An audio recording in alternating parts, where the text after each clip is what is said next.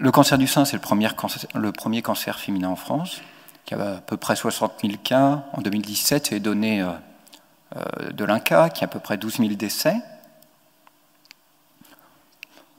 En termes d'épidémiologique, l'incidence augmente particulièrement vers l'âge de 50 ans, puis à 70 ans. Je présente ces tableaux d'incidence cumulée pour dire qu'on a donc 10% des femmes bientôt qui feront un cancer du sein, dès lors qu'on les dépiste. Je n'ai pas présenté le dépistage organisé parce que tout le monde le connaît ici. Je rappelais simplement qu'il y avait des interrogations sur ce dépistage, des interrogations qui sont dans la société.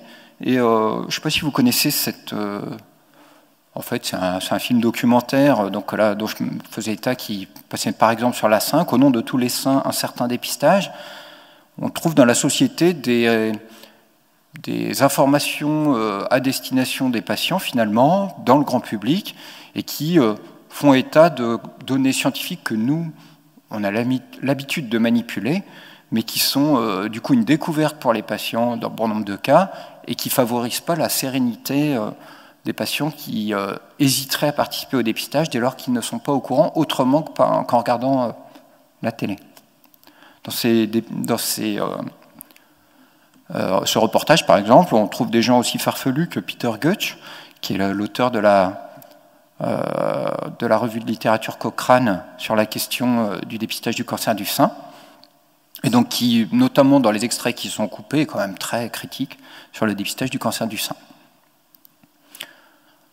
Saisie de cette question, Madame Touraine, historiquement, l'INCa, donc le ministère, avait mis en place la concertation citoyenne, un temps formel d'échange avec les acteurs de santé, avec les patients, les représentants des patients, pour discuter des modalités pour faire évoluer le dépistage. Et les conclusions ont été formellement écrites sous la forme d'un rapport par 9 personnes, et bien que ce soit écrit petit, par exemple, vous voyez que on voit l'information des femmes et le libre choix fait partie des quelques éléments qui ont été fortement mis en avant comme étant quelque chose à travailler.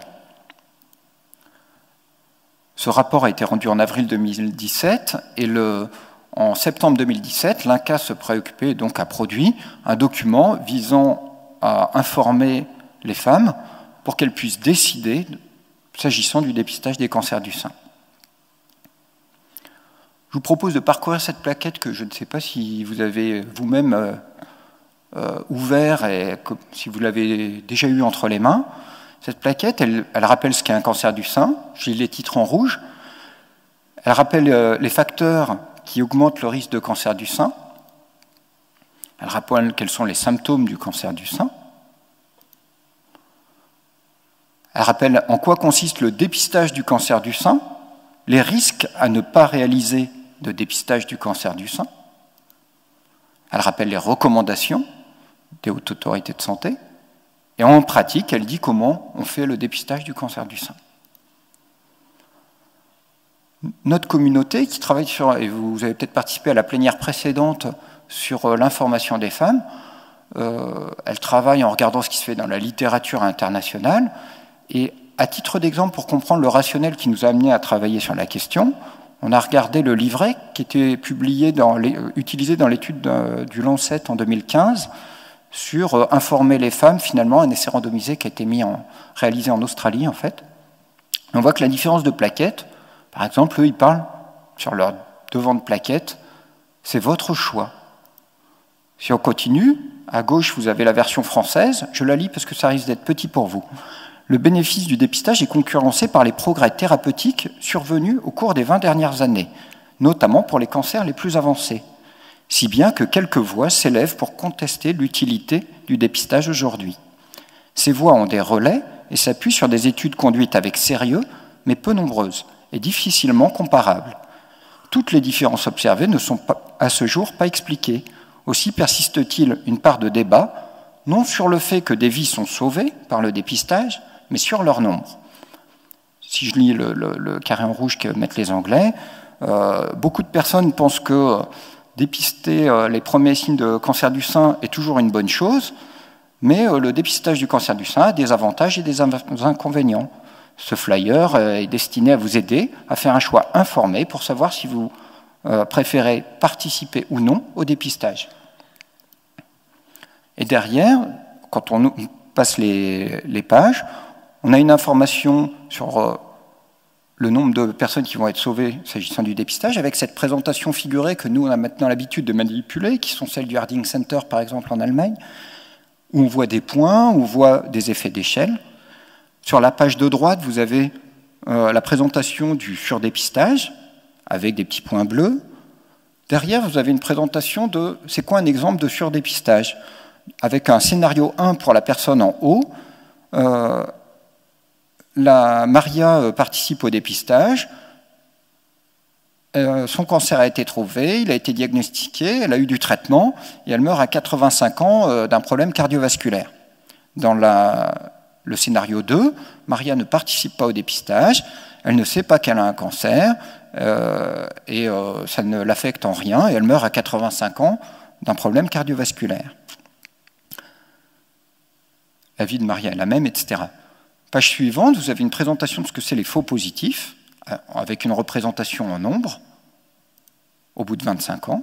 La page d'après, finalement, vous avez une présentation des questions qu'on pourrait avoir, et notamment comment est traité le cancer, c'est ce que j'ai entouré en rouge, où on vous présente pour la chirurgie comme pour la prise en charge en hormonothérapie, en radiothérapie ou en chimiothérapie, les effets indésirables, qui sont simplement listés sans élément de nombre. Dans les dernières pages, avant le sommaire qui est la partie de droite, pour expliquer les mots, dans la partie de gauche, faire un choix, résumé de données à 25 ans selon qu'on fait ou pas du dépistage, et puis un petit tableau avec des chiffres qui dit vous vous dépistez, vous vous dépistez pas. Vous voyez bien que suivant le flyer auquel on va se référer, on n'aura pas forcément les mêmes informations très clairement et la même possibilité d'exprimer ses préférences. Donc le projet dédicace, que j'ai présenté extrêmement sommairement, notre préoccupation, c'était de construire un outil d'aide à la décision pour le dépistage organisé du cancer du sein en France. J'ai enlevé les mots donc pour les femmes éligibles de 50 à 74 ans relevant du risque moyen.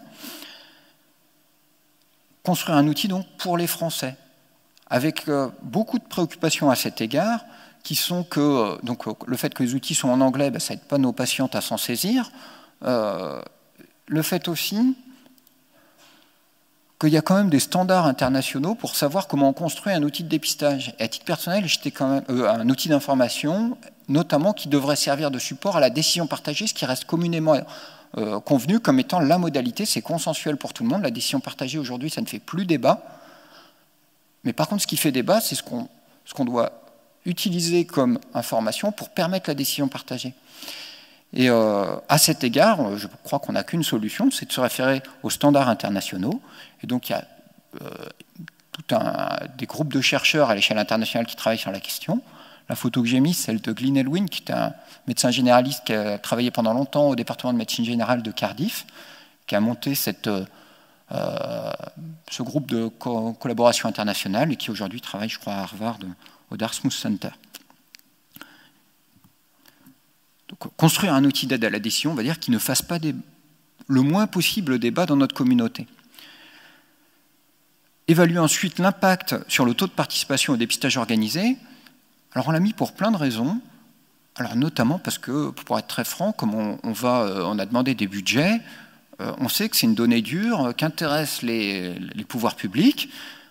Il faut bien dire que nous-mêmes, ça nous intéresse. On a regardé avec intérêt les résultats de l'étude Décidéo, qui avait été faite par les Lyonnais sur la participation. Émilie en parlait tout à l'heure dans la plénière information, qui faisait état d'une modification modeste, plutôt un peu à la baisse, de la participation.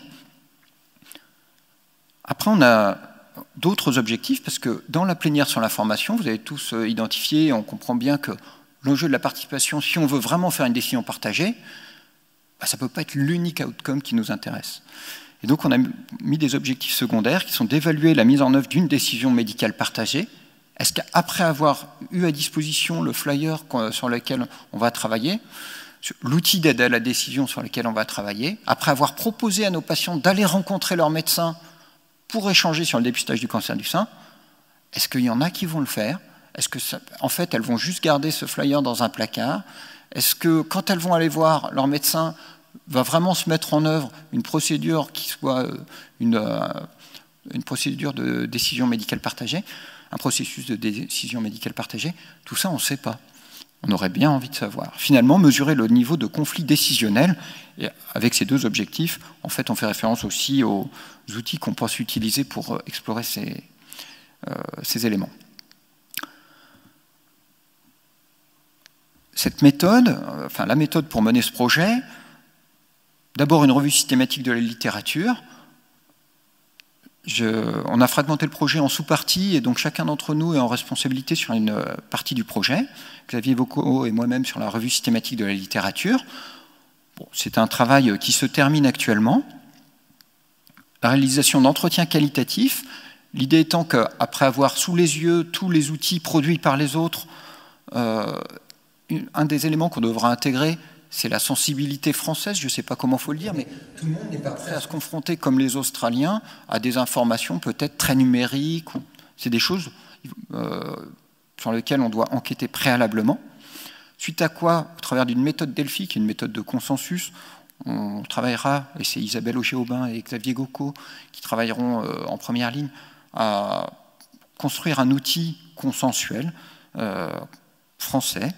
Et finalement, la dernière partie est un essai randomisé qui vise à utiliser l'outil qu'on propose.